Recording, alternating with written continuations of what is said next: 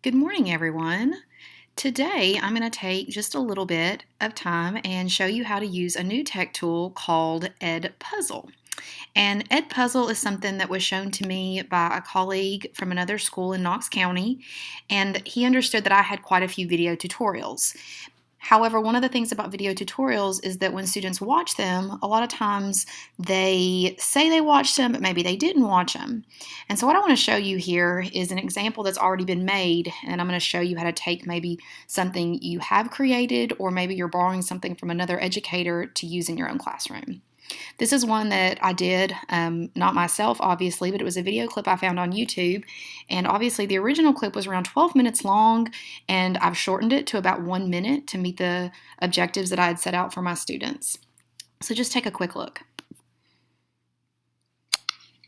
This little clip is just going to give you a basic overview once again of molar mass and how to calculate the molar mass of different compounds.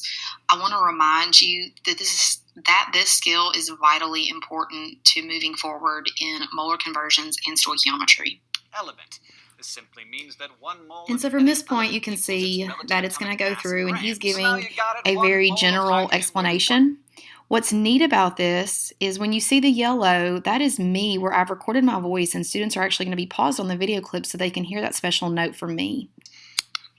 Remember that all of those values he just gave you came from the periodic table. And so once we're past that, it's going to continue on with his voice.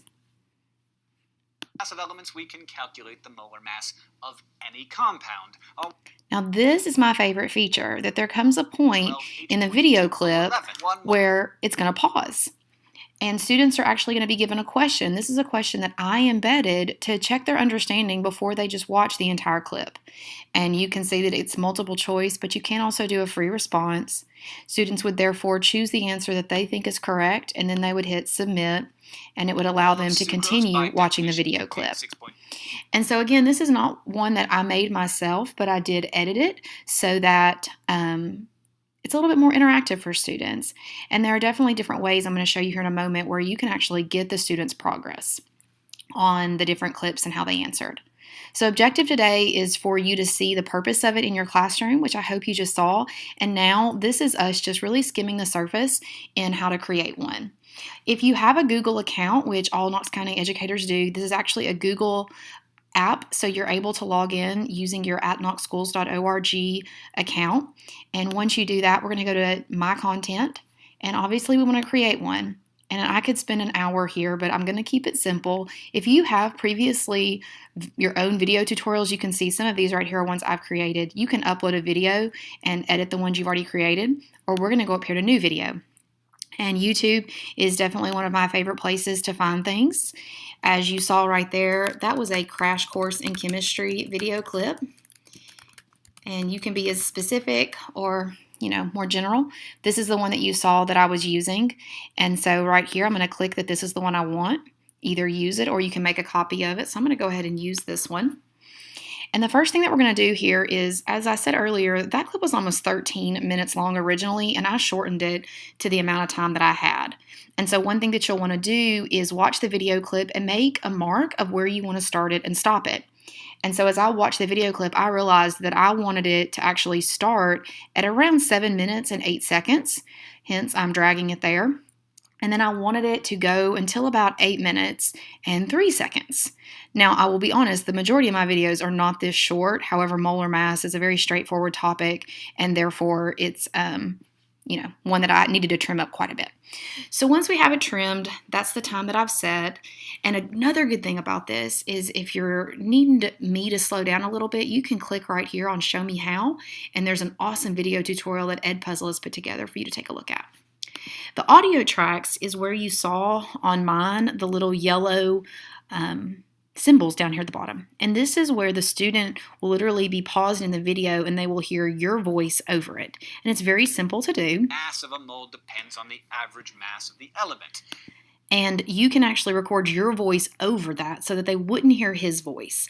In the situation that I was using earlier, I didn't necessarily need that.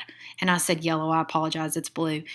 I didn't need that, but if you wanted to replace all of his language, his audio with your voice, you could obviously do that.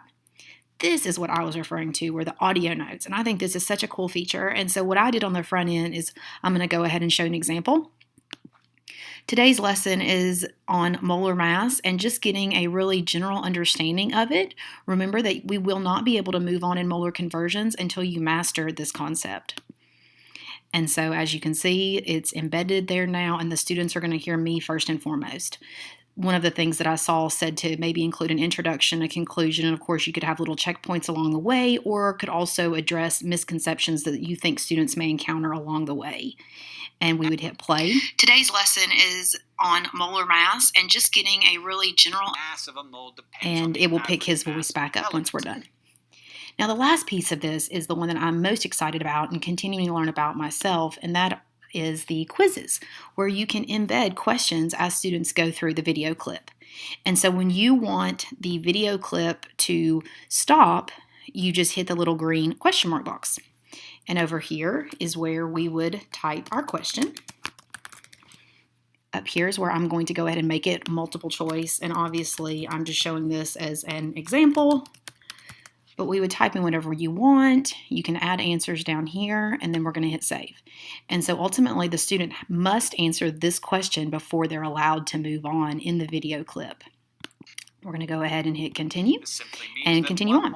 And so whenever you get to another point in the video, you simply hit the green box and we can add as many questions as we want. This is automatically saving, as you can see up here, so there is no need to hit save constantly. And let me just go ahead and show you very quickly how you're going to get that final product. You can assign it to a class. If you have your students set up in Google Classroom, then you can definitely assign that here. I will be honest, at this point, it is summer and I don't have any Google Classroom set up. Therefore, we can also get a link. And this embed code is really nice with Canvas. There's the link we could copy and paste, or you can actually embed it into Canvas, which is what I've done over here. And so when we're in Canvas, we can come up here, we can edit the page, and we're going to switch over to that rich content editor, and you would find the location where you want to paste that embed code. As I've already done, you would paste it in. And now when students are in Canvas, they can actually watch it in Canvas, and they're going to be given those little audio notes and those quizzes that we talked about. Please let me know what questions you have. Again, this video clip is just to expose you to the content, let you see how simple it is to find those video clips, or if you're more interested in uploading your own, please see me at some point. We can discuss that.